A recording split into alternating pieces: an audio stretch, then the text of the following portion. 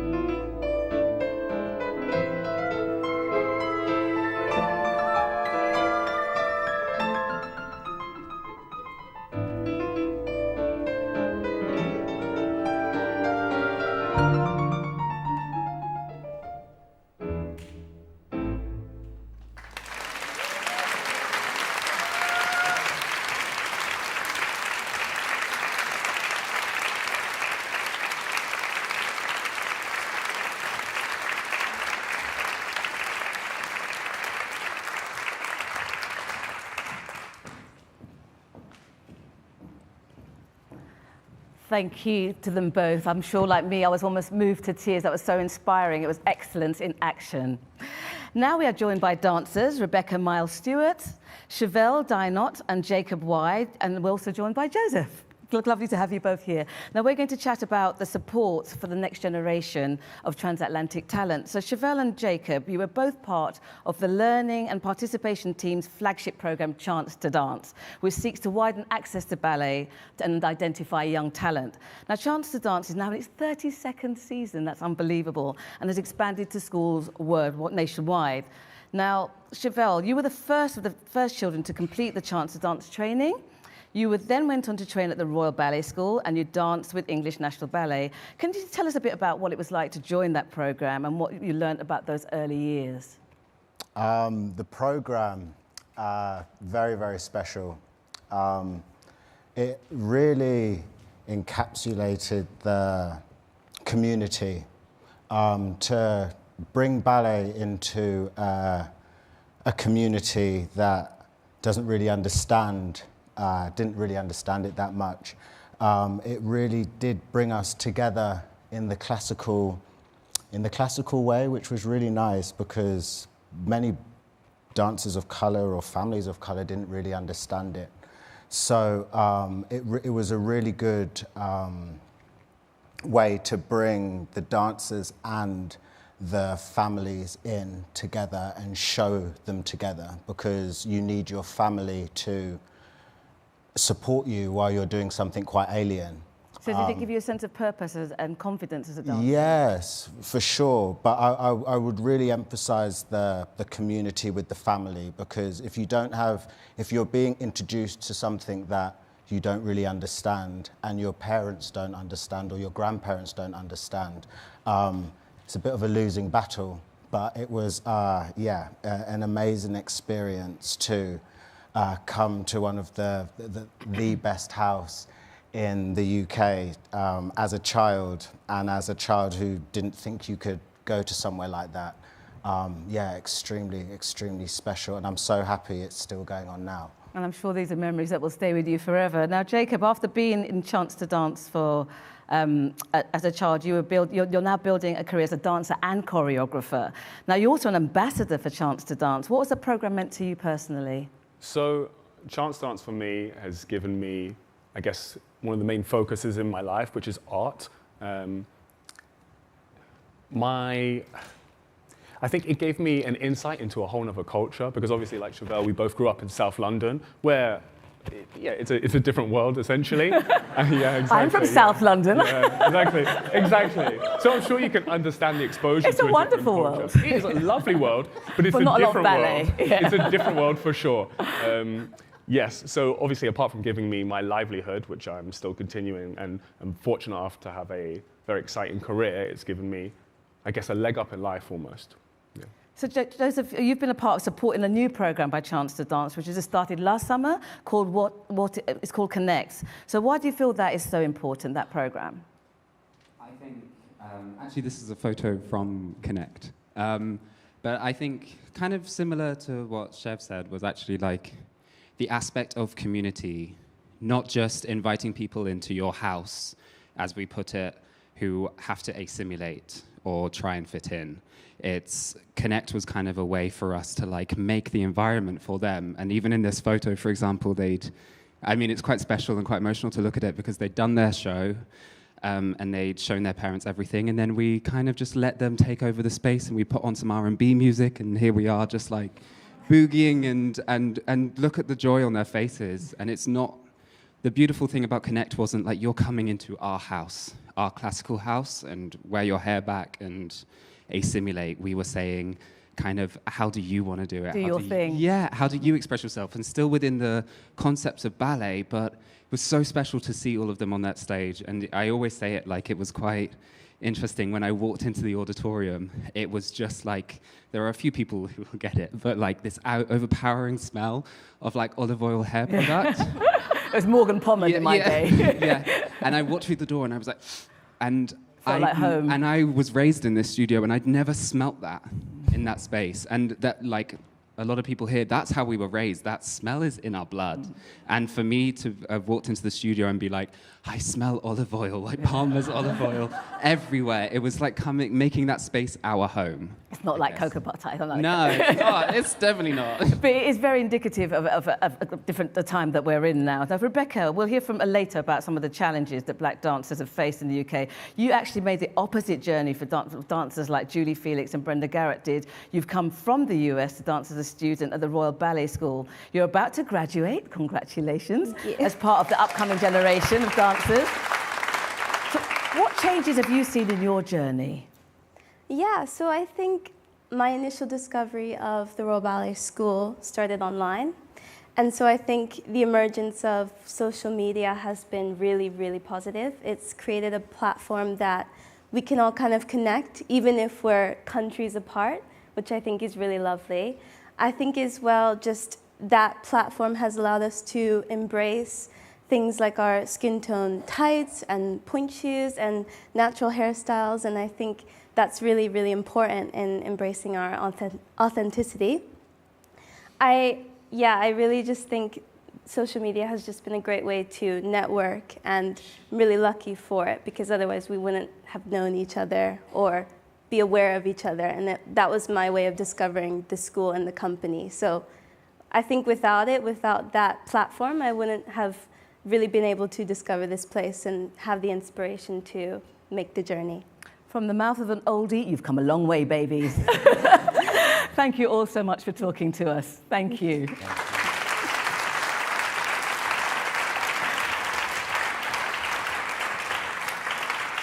Next, we have some more performances. First, we have Quadio from the Dance Theatre of Harlem performing the male principal solo from Robert Garland's Nyman String Quartet No. 2.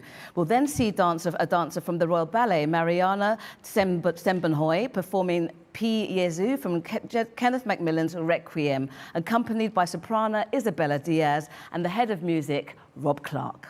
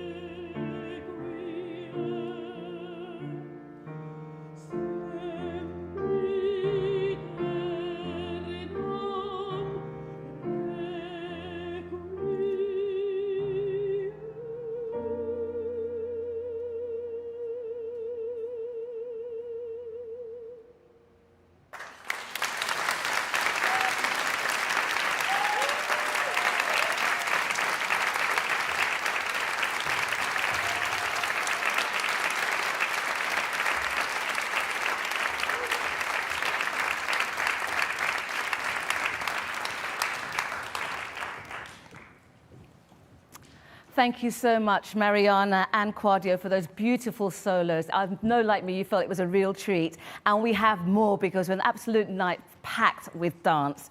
Next, we have 2 rehearsal sections with all 4 dancers rehearsing 2 different pas de deux together. The first rehearsal is from George Balanchine's Agon. Please welcome back to the stage Kamala Sara and Joseph Sissons, and artistic director of the Dance Theatre of Harlem, Robert Garland, with piano from Robert Clark.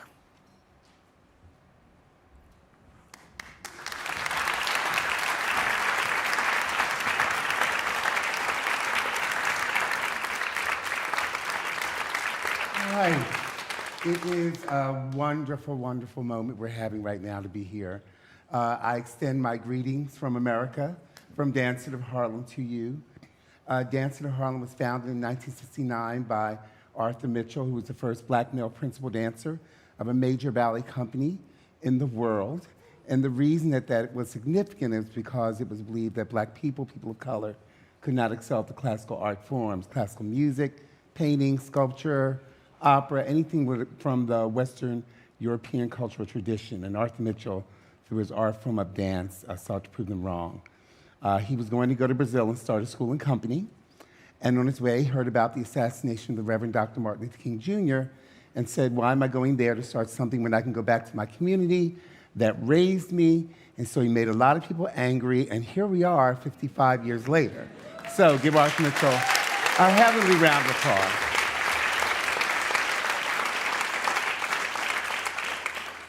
applause. It goes without saying, but I will say it, that aside from Arthur Mitchell's great gift that he gave to us, the great gift that he got from his mentor, Mr. George Balanchine, who was the founder of New York City Ballet and its associated school, the School of American Ballet, we would not be here either.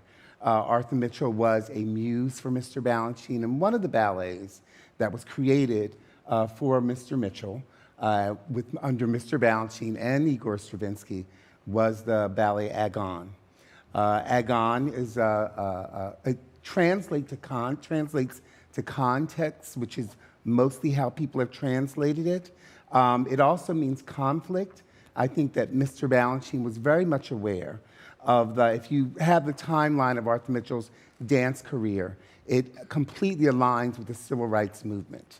For some of us that dance with Dance Theatre of Harlem, Christina Johnson is here, Brenda Garrett is here somewhere, and Julie Felix as well.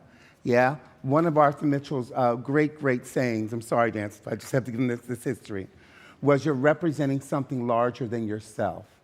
And I remembered, and this is why I have to start to write things down, is that he told me that he did not actually invent that phrase, but he was actually told that by another friend of his, Harry Belafonte. Arthur Mitchell had known Harry Belafonte for years. He did some backup dancing on some tours with Harry Belafonte, but there was a moment when people said, you know, Arthur, we think that with the civil rights movement, it's time for you to leave New York City Ballet. And it was Harry Belafonte that said to him, Arthur, stay there because you're representing something larger than yourself. And so he passed that saying on to us. So, with that said, these 2 dancers here are representatives of Arthur Mitchell's work in the pas de deux Agon. And let's just do from the horseshoe, actually it's called, I never told you that, from the horseshoe, and then Kamala, after you let go of the leg, make sure as you step around that you do a big Suzanne Farrell port de bras, yeah, coming around. Let me just see that. And I'd like to, and I would like to acknowledge as well Monica Mason, who is in the audience there.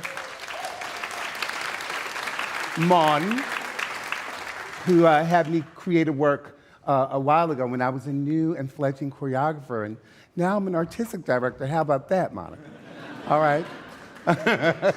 All right, let's go from this one, yeah? So she's going to step around, yeah?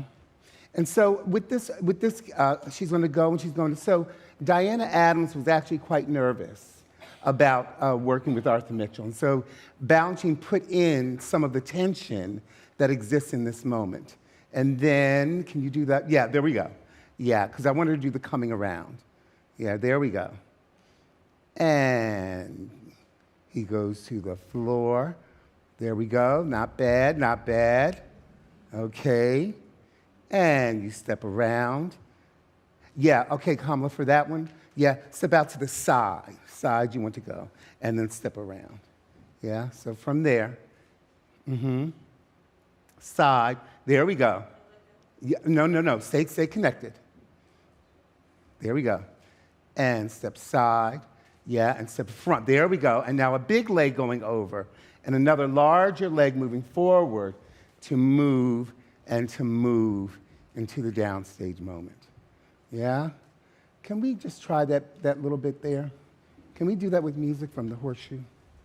Yeah? All right. Here we go. We'll do bits, and then we'll come back and do the whole thing.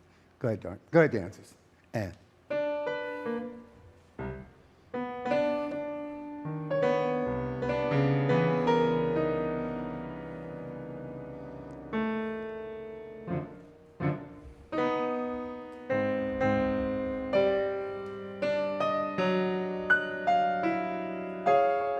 There we go, and step.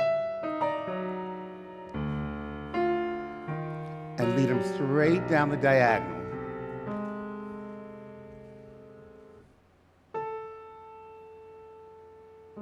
Okay, all right, that was better, yeah? I make sure, Kama, you could be a little more, yeah, exactly. So, Kama, you're gonna need to actually pull him into this one, yeah? All right, good. And then after the splits, yeah, you do the last split, and then make sure you start your solo a little closer to center, yeah? So you want to do the grand jump here, yeah, and have this happen on this side of center. Oh, okay. Right, yeah? Right, yeah? Good. And then, Kamala, when you start, yeah, you have to make sure you get even more this direction, yeah, because otherwise he has a miles to get to you. Yeah, there, right, yeah. The other thing I should say is that this is from, so there are essentially two different styles of balanchine. There's what is called the black and white or the practice clothes style, and then there are his other works like Symphony C that look more typically like classical ballet. But this work was the one that made him, and it was because when balanchine started in America, about 50 to 55% of his audience were musicians, because they heard about this guy that was choreographing to quote-unquote real music, yeah? So Tchaikovsky's Serenade for strings, Bach's double violin concerto for Concerto Barocco, and then ultimately Agon and several other works as well. All right, so with that said, are we ready to go? Come on. All right, here we go.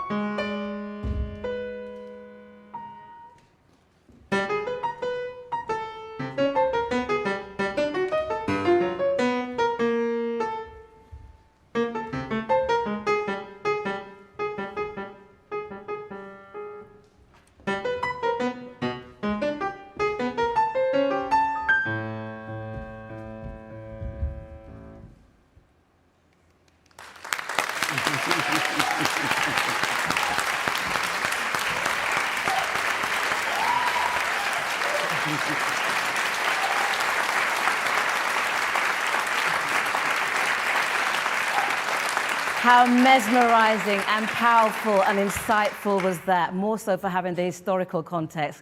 Thank you very much, Robert Garland, and our beautiful dancers.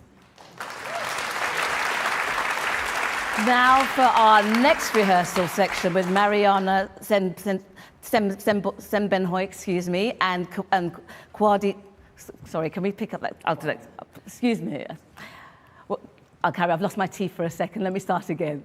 Our next rehearsal, we have Marian Sembenhoy and Quadio Davis rehearsing Giselle with Robert Garland and the director of the Royal Ballet, Kevin O'Hare.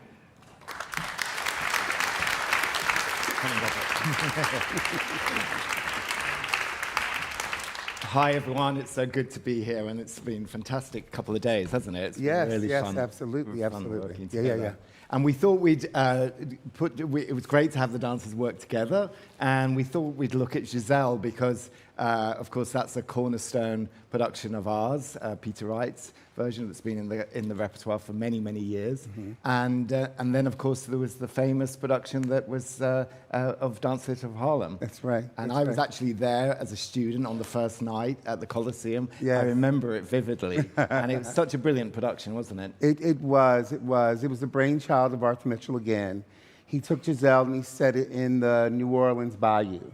And so the costume design of the people that inhabited the space, it was transferred to a free black group or community in New Orleans. And the biggest thing was everyone assumed that Arthur Mitchell was going to premiere it in America. And he talked to Lincoln Kirstein, the co-founder of New York City Ballet, and said, Lincoln, what do you think? He said, well, London has always loved you. You may not get a fair shake on it if you premiere it here in New York.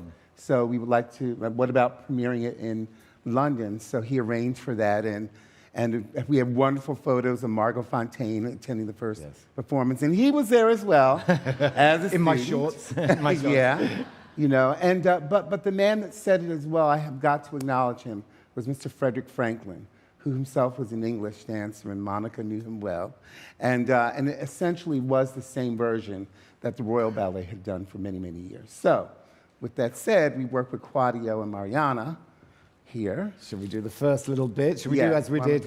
I'll go on this side, you can go on that other side. And so we're doing just the adage, aren't we? And so we'll say we're on either side of the stage, and we're going to cross a current plea for help there, and then come to the other side. That's good. And then just bury into him, and he's there, ready like a rock. And then we're going to développé around. Remember to lift up the head there, Mariana. There, yeah. Good. And there. And this is the moment when you're together there. And then he's going to lift you, and remember to keep on this quad. We're going to do this on this side, aren't we? And it's just there. And that's good. If we go to the corner, brilliant placing there. And then we come to the round again,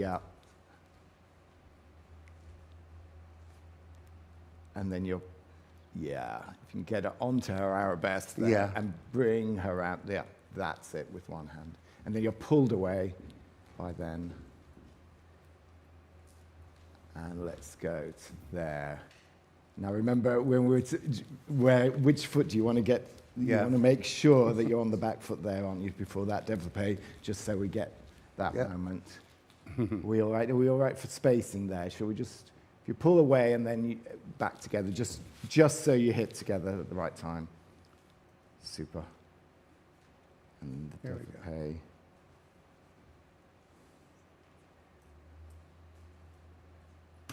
Doesn't have to be too high, that leg there. There we are. This is good. Push through. Right. And this is the one closed front. Yeah, that's right. And then they're going to watch that arm coming across. That's it. That was lovely. That's it. Mariana. There we go. And then we're going to do the sneaky boys where you're going to help her all the way back to the corner. Yeah, beautiful. Kevin, he's still not quite where you were in that. Could you just do that one more time? He's doing this because he's only doing this on purpose because I did it in rehearsal. And he's going to make me do it. You have her in the one. Yeah. It's all going to go wrong now, isn't it? It's like, oh my God. So we were saying that we're there, weren't we, there? And then we're going to just all in the hands there. So then she's there, and she doesn't feel. Right, and he's in alignment with her. He's not behind. Oh, yeah. Thank you, Kevin. Well, can you do that, guys? There we go. Mm-hmm. There. Right. That's it, yeah. Right, yes. And then just the breath here before we do these. Now, Quad does these much better than I would do them. The next bit. So, and remember when we do it with the music, that you're just going to go with it. And go down, up. And then she's going to feel like she's floating across. There we are. Good. Very nice. Keep that square that Robert was talking about. Yeah, that right shoulder back. Yeah. Yep. Mm-hmm, that's it, Mariana. There we are. And across. Beautiful. Yeah, not too high. That's good. Yep.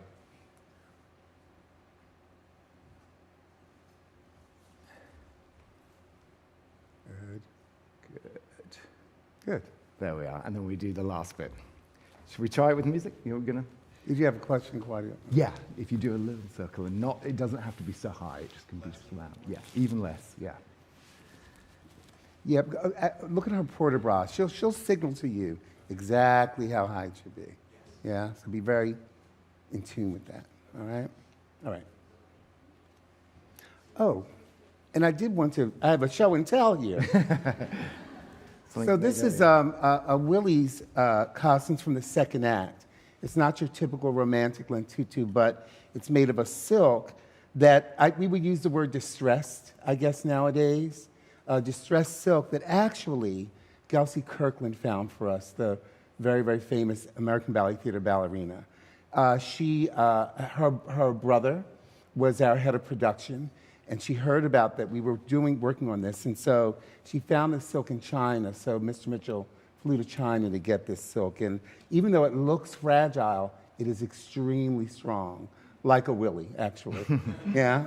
So this is one of the original costumes. So that's my show and tell. All right. Okay, Rob, should we do this? Ready? Thank you.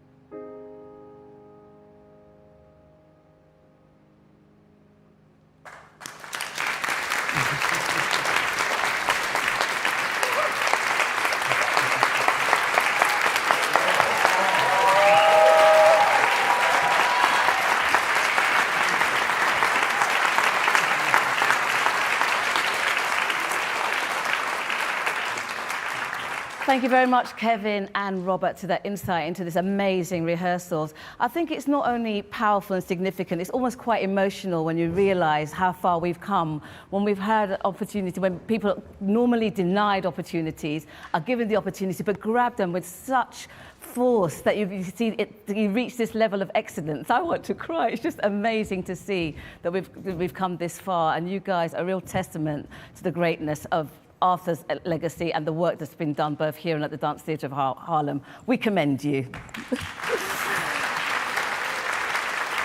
Well, that's my take on this project and this insight. I'd like to speak to you about your personal. Joseph and Kamala, this is really such a special insight. It feels like a moment in history. What are your personal opinions on what's happening here today and being part of it? It's just been such an honor to be here at the Royal Ballet. We never thought we would have an experience like this. Working with Joseph and Mariana has been such an amazing opportunity, and they're such lovely dancers and so inspiring to watch. And just being here has been such a blessing, and I'm just so grateful. Joseph, how do you feel about the experience? I do think it's a bit of a moment in history. I do feel like, I mean, me and Kamala were just sat down and I was like, this is gonna exist forever. Like, we done did this. And I mean that, like, we all have. And I know I'm just immensely honored and privileged to work in this building and to be a member of the Royal Ballet and to work alongside dancers like the Dance Theatre of Harlem, which were at the forefront of making sure that I got here. So for me, it really is a moment in history, for my history and ours. Well, I knew what it felt like for me to watch the Dance Theatre of Harlem. It was like the art of the possible, to seeing black dancers working and dancing at to that level of professionalism. So I just wonder for you, Mariana and Claudio, how do you feel about being here in London and this exchange of skills and talent and journeys? Sure. I think what we saw tonight was incredible, and hopefully this is just the beginning to many more events like this, crossing paths together, working together, creating history together, and with every little step, hopefully we make some big changes. Thank you. Claudia? It's just been really incredible. You all have been such great hosts to us, and we've learned so much, and we're going to take it back, what we've learned, and continue to develop and continue to work. And yeah, so thank you so much. This was a great learning experience and was really, really special.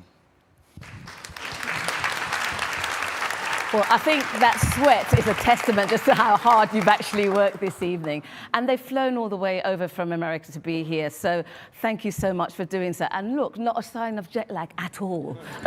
Thank you all very, very much. Thank you.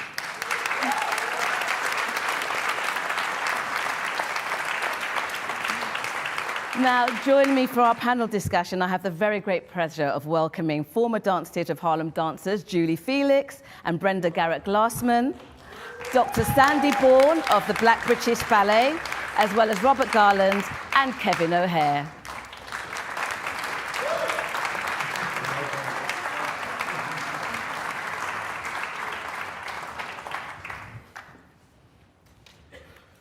Hello, gentlemen. Hi. There is indeed so much to unpack, and you've revealed so much to us about the historic motivation and the history behind it all. But can I ask you both, how did this come about? How did this collaboration become an idea and become a reality for all of us to have the pleasure of? Well, that would be my lovely young lady over here. I'd rather her answer that question because it started with her. Okay, I'll give you the short version. So basically, last year we went over to New York to the Dance Theatre of Harlem and met Robert, and we saw Virginia as well, Virginia Johnson. I was like, oh, starstruck for a little bit. Anyway, and we just had a conversation with Anna, who's the CEO, Executive Director. Yeah. And then we said, oh, we have this idea. What should we do? You know, we should do something with the Royal Ballet. Anyway, then we started having the conversations and had conversations, and then all of a sudden there was like 17 people on Zoom, and we had, it takes that many. It was the Jacob's Pillar, you know, anyway, and then we are here with a big program, and it's fantastic, and I'm so happy. It's a dream come true. Thank you. So I believe that there was obviously a relationship between the two of you, between both companies before? Well, Kevin worked with a former Theatre of Harlem alumni, Joe Chipola. For a while. Felix? Yes, and Julie Felix as well. Yeah, and so there was that relationship already. And also the fact is that, of course, with the Chance to Dance program, you know, that came from Mr. Mitchell. Right. And there was Anthony Dowell created this together, really, which was phenomenal. And Darryl Jeffrey, who was the head of the Learning and Participation at the time, and Brenda was there as well, and really was key part of this. Yeah. And it was just, what's so brilliant about it was, yes, it was a really radical idea that they got together with Mr. Mitchell, and then, of course, dancers came and performed with the Royal Ballet as well. Mm-hmm. So there's been this ongoing history, and it's interesting that you say about Giselle and them saying, oh, the audiences in London love you, because I, not only did I see that Giselle, every year I used to go and see the company, and it was such a brilliant time, wasn't it? And, yes, it was. And yes, it was. Beloved by the Yeah, you know, sometimes, you know, distance can give you a perspective. And, you know, we were in the middle of the civil rights movement in America, so sometimes our perspective wasn't quite as clear as maybe some people here had. So by the time the company was formed and arrived to perform here, they were welcomed, loved. You know, it really was a second home for us, honestly, to be perfectly honest. And of course, we have founding member Brenda Garrett over there, which was wonderful. I remember seeing you in the documentary, the early documentary from way, way back.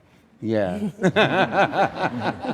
But it was a definite memory for me. So. Well, we've mentioned Mr. Mitchell.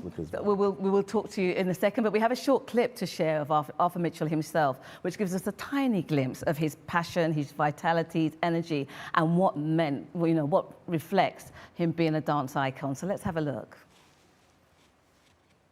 These young people have role models that they got to identify with and say, well, look, if they did it, why can't I?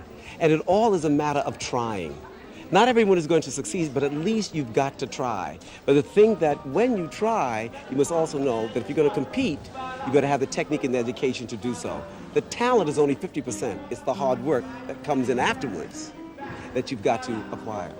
For the past year, he's had 5 GLC-sponsored kids in his Harlem school from his last London visit, and is keen to keep them. Even though we don't have the money at this particular point, I haven't gotten the money to keep them on, I'm going to raise it myself personally to keep them for another year, because I'm so excited by what has happened to them. And as a matter of fact, one of the young ladies, she has something that just makes you, that magic. And maybe she'll come back and be the one to start the school or the company that will ignite the fire. That seems to be what you're getting at, a sort of London satellite or a British satellite of your company. No. Not a satellite of my school, but a satellite of dance. You see, I would like her to go to her community and ignite the young people there. They don't have to be like the Dance Theatre of Harlem, but ignite that flame that says, yes, I can do, I want to do, and I will do.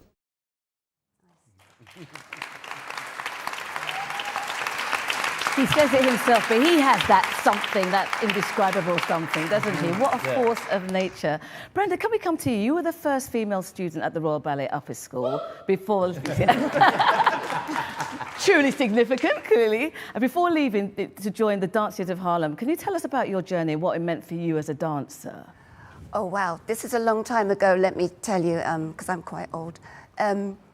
Well, when I first went to the Royal Ballet School, I went by way of somebody seeing me in a summer show and saying, this girl needs to audition for the Royal Ballet School. So I went in and had a class, and then I was talking to the principal afterwards, and this is where what we've seen tonight and what I experienced is night and day. Because when I had my interview, the principal said, yes, we will train you because you have talent, but you must realize you will never be a classical ballet dancer because you are colored. That's what I was told. And at that, I was 16, and I thought, okay, I kind of appreciate the honesty, and they're not giving me any kind of false expectations or anything like that. And so, and being a well-brought-up, polite young girl, I thought, I'm not going to question this. I will just take the training, and there we go. So fast forward 2 years, great time, had a lovely time. What I didn't realize that I was also not going to be included in the school performance because I was colored. And that year we were doing the ballet Female Garde as the student performance at the Opera House. And the cast list went up, and my name was at the very bottom, fourth understudy to a peasant. So I'm thinking, well, I cried, of course. But I've been very fortunate. There's always been somebody or some people looking out for me, almost like there's an angel on my shoulder. Unbeknownst to me, a group of my friends went to the principal and said, if Brenda doesn't go on, we don't go on. Wow. And I found that out 50 years later on a Zoom call during COVID. Wow. Wow. I mean, talk about, and it was incredible. Of course, I cried again. I'm a big crier. And I went on. And a friend said to me afterwards, couldn't even see you were a different color because of the lighting. Yeah. You know, and things like that. So to actually get to Dance Theatre of Harlem and walk into a studio full of gorgeous black people of all different, you know, colors, it was like, oh my God, I've come home. It was amazing. And I think I also cried again. So yeah, I mean, that was my journey. I mean, I have to say, I was supposed to go to the Ailey School because the Royal Ballet School paid for me to go to the place because that's where they thought I should be doing contemporary rather than classical ballet. So they contacted the Ailey School and said, right, we've got a girl, we're going to send her to you. They were not yet accredited to take foreign students. So I was taking class at Pineapple, and I took class with a Canadian couple, David and Anna Marie Holmes. And they said to me after class, what are you doing? I said, I'm waiting to go to the Ailey School. And they said, have you heard about Dance Theatre of Harlem? I actually hadn't, to my shame. So we sent some pictures over, and Arthur said, yes, bring her over on the back of the pictures. And I went day one straight into repertoire, and it was amazing. And I have to tell you this funny story. I must get this story in. I pray it's short. Yeah, I will. Mr. Mitchell took me to Capezio to try on my ballet shoes. Afterwards, he took me, I think it was a chock full of nuts. He bought me an orange juice and a muffin. And this muffin had a cherry on top. So I said to Mr. Mitchell, would you like my cherry? Not knowing what that actually meant. So there we go.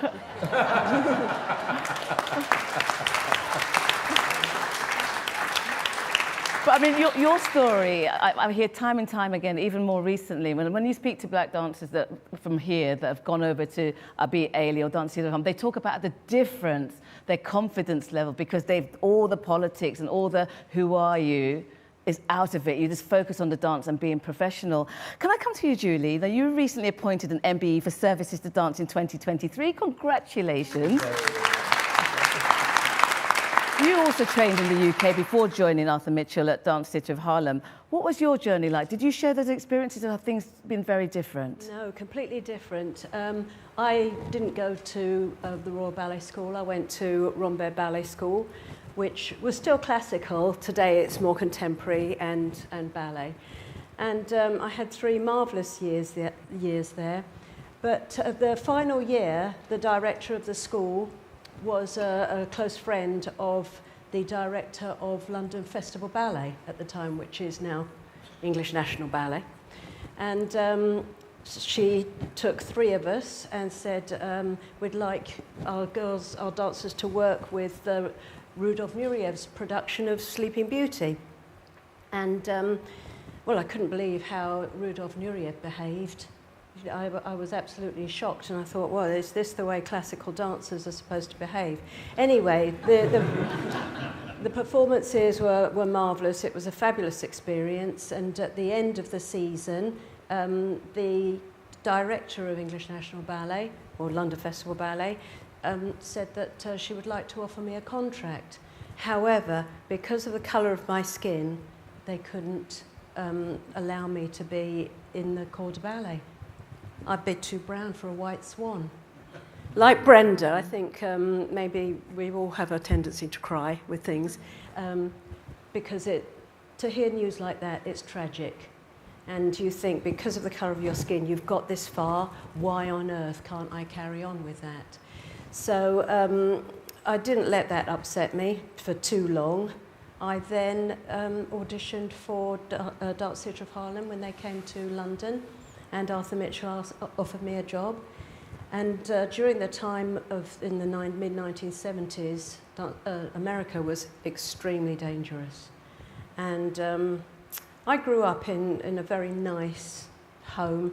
My mother could have been an opera singer, and she actually took me to a performance at the Royal Opera House of Madame Butterfly. So I was fortunate to be in a family where we did have culture, and my mother tried to show me that. And we couldn't afford the expensive seats, so we went right at the top of the gods. And just before the curtain went up, she said, "Julie, look down there. One of these days, if you really work hard, you should be able to dance on that stage." I was about 11 then, and I thought, oh no, that's not going to happen. And amazingly, with the help of Dance Theatre of Harlem and Arthur Mitchell, we came to the Royal Opera House, and I was performing my first principal role. And my mother and father came to see me perform. And just before curtain went up, before the audience came in, before all of you would come in, the curtain was up, and I stood on the stage, and I looked up at the gods, and I put my hands on my chest, and I said, "Mum, thank you so much. I've made it. I'm here. And thank you, Arthur Mitchell." It was just... Mama's mouth, the God's ears to Arthur Mitchell Studio.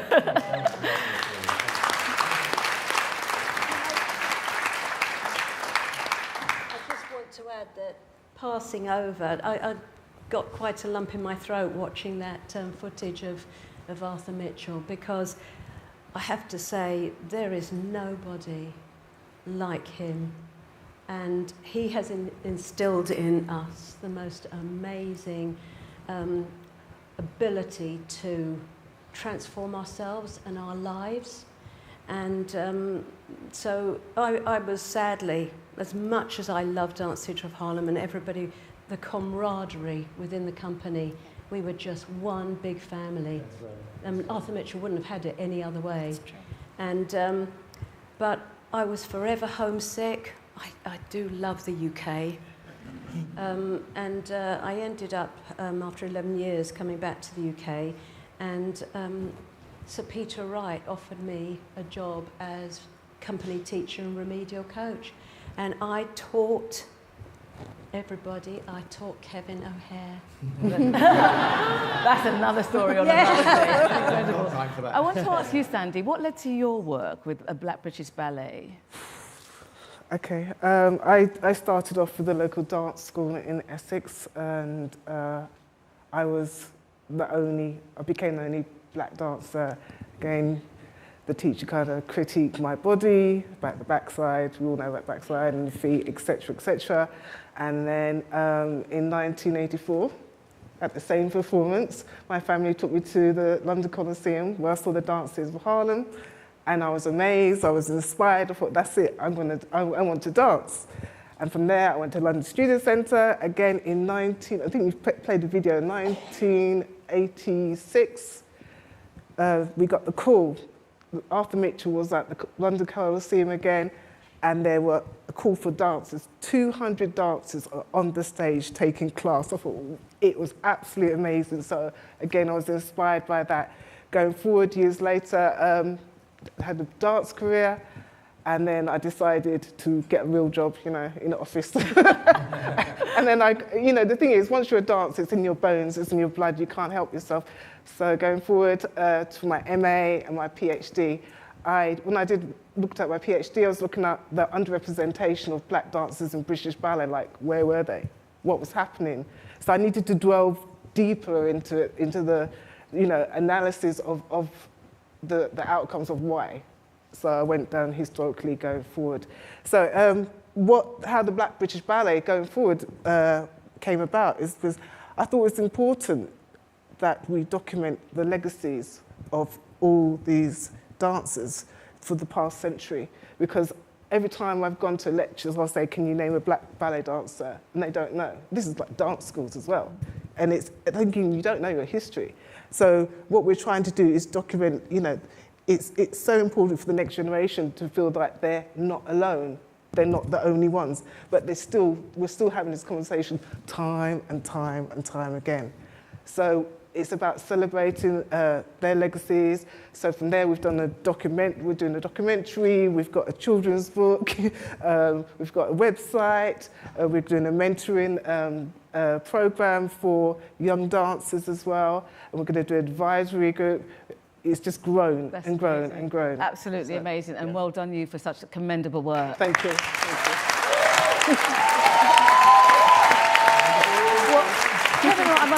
It's great to hear these stories. With what Sandy's doing and with the programmes you guys are both involved with, we're hoping we'll never hear those sorts of stories again. Right. But there clearly is more work that can be done. I wanted to ask you both, if you had carte blanche, what do you think? What would you make priority to make sure these changes continue and moving forward? Would you like to start, Kevin, with that one? Yeah, I mean, I just think hearing those stories, it's important. It's hard listening to them, of course, isn't it? But I think it's really important that we do, because we're all trying to move forward and go forward, but you can't not hear those, and I think it's really important that we do.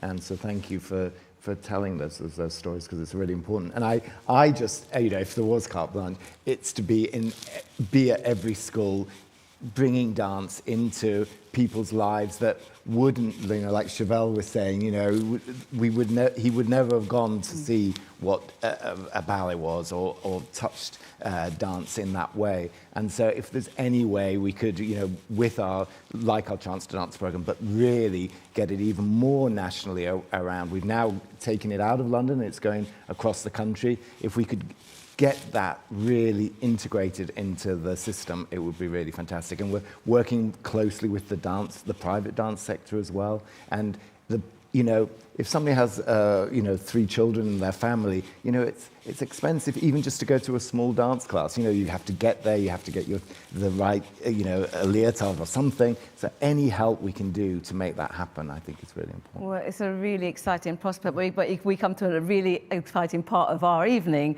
part of this invite. In addition to the live audience that we have here at the Royal Opera House, we also have a live audience in New York at the Public Library for Performing Arts. And my co-host from Jacob's Pillow is Norton Owen. So let's go over to Norton now to start questions for the panel. Wow.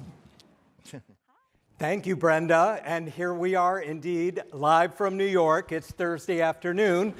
We have a full house here at the library and some questions coming from the audience. So I first want to introduce Pam Tadji, who's the executive and artistic director of Jacob's Pillow, with our first question. Thank you so much. It's an absolute honor to be here with all of you. I just want to tell the London audience we feel like we're with you. It's very moving. I'm so delighted to be co-sponsoring this along with so many partners who came together to make this engagement possible. I want to give a shout out to our online audience that are with us today. Jacob's Pillow is thrilled to welcome both the Royal Ballet and Dance Theatre of Harlem to the festival this summer. We are delighted to be presenting the Royal Ballet for its Jacob's Pillow debut. So the engagement opens on July 6th. There will be a complete pillow takeover of our outdoor iconic Lear stage, the Ted Shawn Theater, and it's been just a joy to partner with Kevin O'Hare in creating the program for this summer's exclusive engagement in the United States. And then we'll close the festival on August 21st with Dance Theatre of Harlem, the return of Dance Theatre of Harlem. This company's been a fan favorite of the pillow for decades. And this is a little known fact. You may not know this, but the very first professional performance of Dance Theatre of Harlem was at Jacob's Pillow in 1970 at the invitation of our founder, Ted Shawn. So with that, I want to ask the first question. This has been such an extraordinary dialogue. These personal stories of the dancers has been so moving for all of us to hear. So I want to ask specifically to Kevin, what are some of the challenges that the Royal Ballet has encountered, if any, in addressing inclusivity when it comes to classical ballet repertoire? And we're going to go right on to our second question before we throw to London. And with the second question, I want to introduce Rachel Secchi, who is the Associate Director of the school at the Dance Theatre of Harlem and on the faculty there. Rachel. Hello, everyone. So I would like to say I came from England to New York and the Dance Theatre of Harlem in 1981. And I am just sincerely grateful to Arthur Mitchell, Carl Shook, and their Dance Theatre of Harlem for believing in me and providing a space, or I can say a home, for me to experience the magic of ballet. I am forever grateful. Okay, anyway, my question is, how does the Royal Ballet help dancers of color thrive and feel represented? Okay, thank you. And back to you, Brenda, and the panel. Right, both of these questions seem like they should go to Kevin. Firstly, about exclusivity.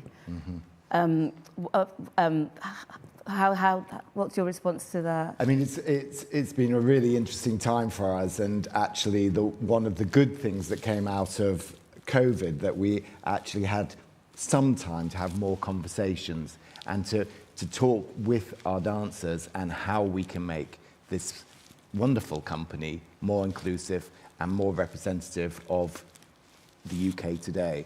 And so we've done that in many different ways, whether it's, working with them to have, there's nothing like the role models, is there? And people like Joseph and Mariana there doing it, working with the company, and also doing those education projects, going out there so people can see somebody like themselves out there. There's nothing more like, you hear Marcelino Sambe saying when he saw Carlos Acosta, dance in Portugal, that's why he thought he could dance, and so that is super important. But then also looking at the norms, how do you want to be represented on stage? What color do you want your tights to be? How do you want your hair? And just talking not just with the black dancers in the company, but also the whole company, so everybody feels represented. And I think together with that and the sort of repertoire, and I've forgotten the second question from the second question was how can you help the black dancers at the Royal Ballet to thrive? But I might ask Robert, if you were to give advice to Kevin over a cup of tea, what would you say to him? What more could they do to support their black dancers here? Well, representation actually does matter, That's number one. Is that at all levels, not just as the dancers in terms of management and decision makers? At all levels. It's very, very important. It's taken a generation.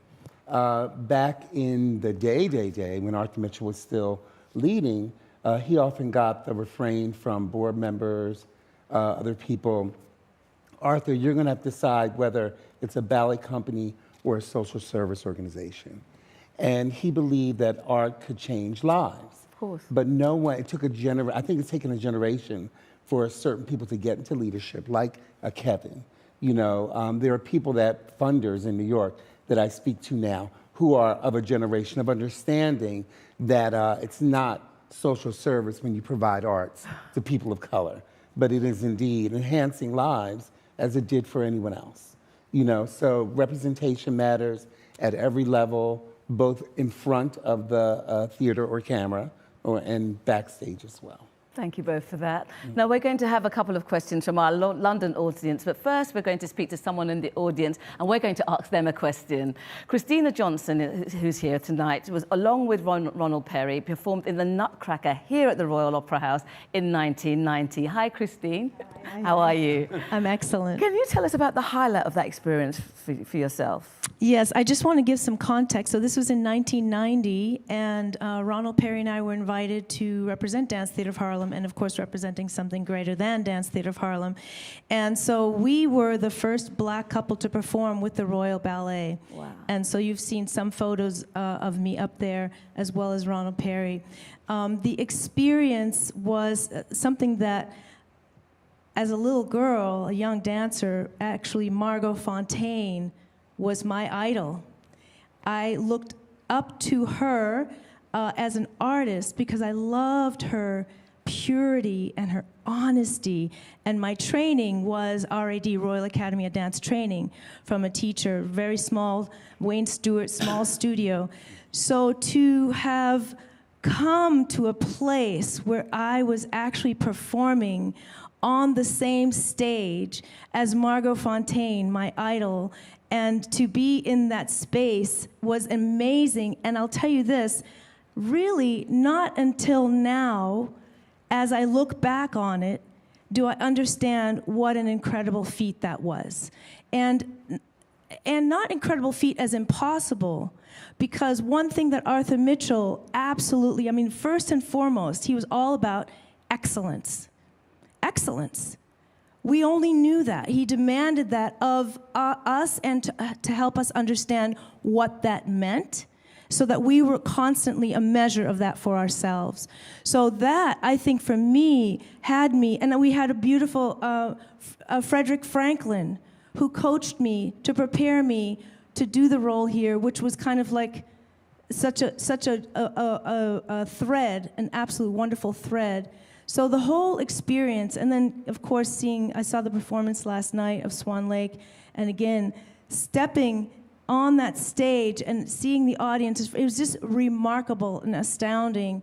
And actually, can I ask a question? Well, I was going to say, we know you have a question for our panel. One of the things that when the Chance to Dance project started, we were the first couple, and I always wondered, what is the actual success of the program? We're now I came in 1990, so 34 years later.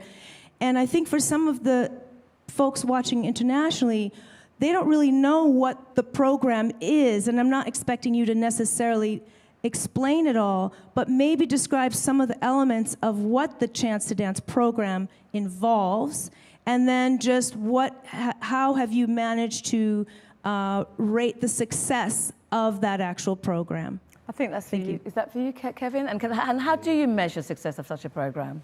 I think it's one is the reach, and actually there was a bit of a long story, but there's a program on television, the British Portrait or Portraits of the Year, and one of the ladies that won it a few years back, and they said, how did you get into art? And she said, well, actually, I did this thing called Chance to Dance, and I thought, oh, I did a bit of dance, but then I realized there was another world, an art world, and she started to paint, and then there she was winning. So that's success to me, I think. And we've got success here in the room, with Jacob and Cheval, and I think it's what the program is. Very briefly, it has different ways of connecting with communities, going into schools, talking about what dance is, but also in a creative way.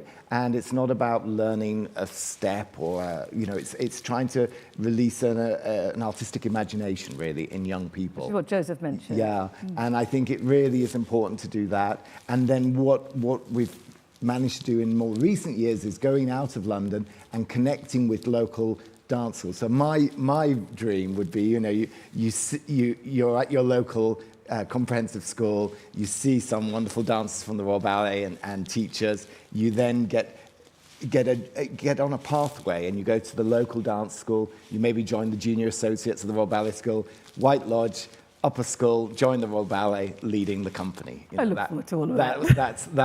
That's the journey, and that's what we want. And people have done that similar journeys already, you know, which is fantastic. Amazing. I know we have a second question from our audience over there.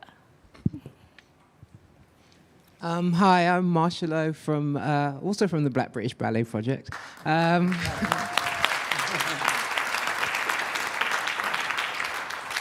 I do have a really short question, but can I have 2 seconds to just acknowledge that we do have some dancers from the project in the room here? So the ones I know are Carol, Michael Moore, who are both at Theatre of Harlem, and we've got Darren Panton down here. You can stand up and wave so that people know who you are. And I'm not sure who else is here. Simon's here. Simon said he was coming. Simon Archer, he was at London City Ballet. I think that's it. If I've missed anyone, I can't find you all. Anyway. And your question? My question was, sorry, I'll get to it. With the wealth of experience in this room, and also in terms of acknowledging the progress been made, but obviously that there's still a way to go, what advice would you give to a young dancer now who perhaps, a young black dancer who is perhaps at that point where they're being encouraged to divert to contemporary or musical theatre? What would you say to someone to keep them focused on ballet? Should we go to our pioneers? You first. Me At first? the end. I think I would say, believe in yourself. You are always going to be enough. Don't let anybody say anything detrimental, even if they do. Believe in yourself. The Chance for Dance program has produced not just dancers, but entrepreneurs. They've been agents, they've been cameramen and directors. It just opens up, it opens their eyes, it opens doors. I'm just so blessed to have been part of it and one of the first teachers. That's all I have to say, really, because I'm just so full of, it's very emotional for me and I don't want to cry. Oh. We have tissues. What would be your immediate response to a young dancer that comes to say? It's not been mentioned, but well, Kevin touched upon it. The programme Chance to Dance moved to when we were in Birmingham and became Birmingham Royal Ballet. Myself and Jane Hackett started a programme which was very similar to Chance to Dance called Dance Track. And I think it's 25 years they've celebrated that, 26 now maybe. And it's about getting children while they're young and educating them in not just dance, but as Kevin pointed out, I love that programme actually, Kevin. They could get into art, they could get into something mathematics or whatever we now know and teach them, they can carry that forward. As Arthur Mitchell would say, our children are our future. And creativity opens up so many skills. Yes, it really does. And the belief in yourself that within that creativity, you can do whatever you feel like doing. Well, speaking of connectivity, I'd like to go back to our brothers and sisters in America and to New York. Norton, I believe you have 2 more questions for us. Yes, we do. Thank you, Brenda. And I would next like to introduce Rachel Davidson with our next question. Hi, my name is Rachel Davidson, and I'm currently with Theatre of Harlem with our Dancing Through Barriers program as a liaison, which is our arts education program. And my question is, I would like to ask if we could speak more about the presence of dance theater when they were in the UK during the 1970s and 80s and their influence on the Black British dancers. Thank you, Rachel. And then for our final question, I want to introduce Anna Glass, who is the Executive Director of Dance Theatre of Harlem. Thank you so much, Norton. I want to thank Marcia and Sandy so much for bringing this project and opportunity to us, and for Rachel Secchi, who's in the audience, for bringing us together, and love our Royal Ballet family. So here is my question. This is for Robert and for Kevin. You both have spoken a little bit about the arts education and engagement in community. What are some of the challenges you've experienced or seen with engagement programs? And what's your best advice for some of the organizations or individuals that are listening for building programs like that? Thank you. And back to you, Brenda, and the panel. Thank you, Norton. I'm going to pass this first question to Sandy, because you've done so much research. What would you say has been the impact of the likes of Dance Theatre of Harlem? I think realistically, Arthur Mitchell kind of ignited diversity within the British Ballet Institution. Because obviously you've heard from Brenda and Julian, there's a few others, probably Michael, who had the experience of training within the institutions but weren't able to get work because they were black, basically. So they had to either they went abroad and they went to the Dance Theatre of Harlem, or they had to choose other careers. They either went into commercial, they went into musical theatre, or contemporary jobs. So he's kind of brought awareness, because basically he took a lot of talent out of the UK and went away with it. But obviously they all came back, which is really nice, and again were integrated within programs like the Chance to Dance and the Dance Track. So he's impacting us with diversity. Thank you very much. Now, the second question with regard to Kevin and to Robert, the advice you'd give to other organisations, in essence, following in your footsteps and leading to progress and leading to collaborations and supporting black dancers. The School of American Ballet under Mr. Balanchine had a very long history of accepting black students. Christina actually studied there for a time. Getting people to understand the value of art is really important. There's a really funny story about Mr. Balanchine. When he first started the School of American Ballet, a very wealthy woman came in with her daughter and said, Mr. Balanchine, I'd like to know if my daughter's going to be a ballerina because I don't want to waste her time, And Mr. Balanchine looked at her and said, he answered her in French, because she spoke in French as well. And so he said back to her, La danse, madame, with a snotty attitude. La danse, madame, c'est une question morale. The dance is a moral question.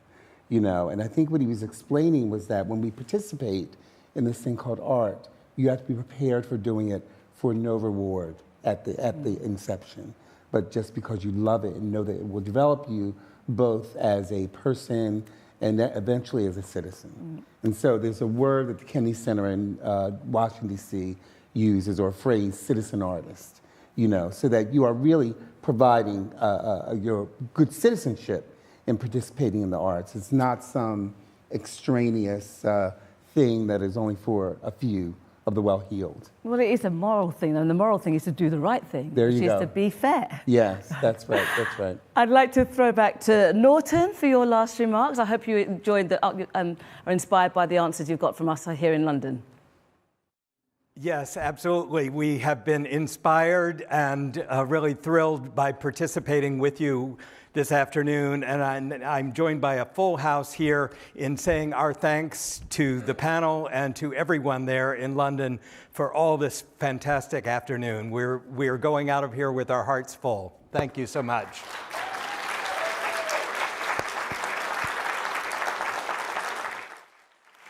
Well, thank you very much for that, Norton. And we're very glad that your hearts are full, and I hope your minds are full as well, because I think it's been a hugely thought-provoking session, and I hope there'll be much more of it. They say all good things come to an end, and sadly we've come to the end, I'm afraid. But what a fantastic way to end the evening with such brilliant responses and great questions and great answers. Thank you very much to all our panel, to our amazing audience, to you in New York for your contribution to our party, to the performers who have been out of this world. I know you guys must be jet lagged, but I'm hoping it was worth the pain you suffer for your art. Thank you again once to all our guests, including the Dance Theatre of Harlem, who have been amazing to travel here to be with us. Thanks to all of you here in the Claw for your attention, your energy, as well as to our audiences in New York for filling your hearts and filling your minds, and also to Jacob's Pillow for being our co-host. And I want to thank you, all of you that are watching online around the world. It has been a blast and a pleasure. It's been all mine. Thank you. Good night. Take care.